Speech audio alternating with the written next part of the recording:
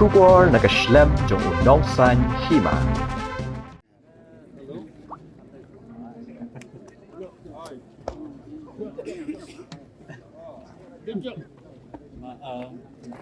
Dia đẹp nó em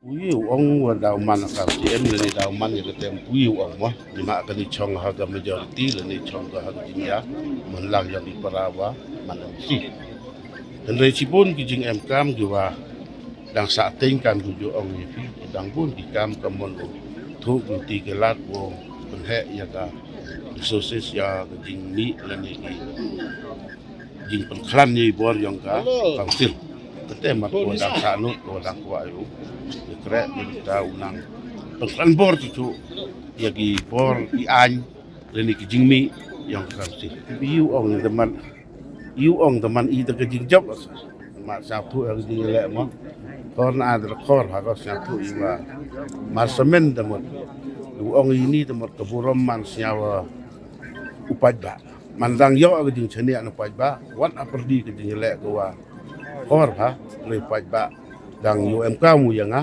ko wan biang aga to nong mi mat yang pi tengah siaw ke te mat siaw ga jing chenia ba burom i yu upaj ba MDC election to the 8th Moodop Umladang MDC Assembly Constituency.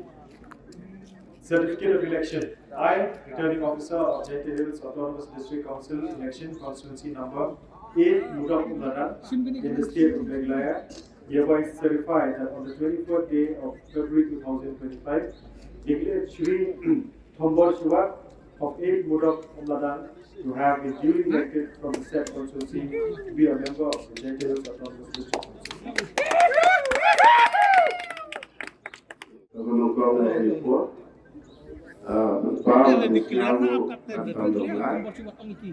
Budaya PRI berpoin dari Asia Tenggara, Injok.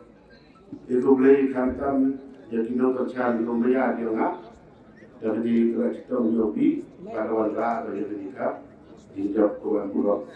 Itu boleh diwara leaders nonton cari parti workers bola.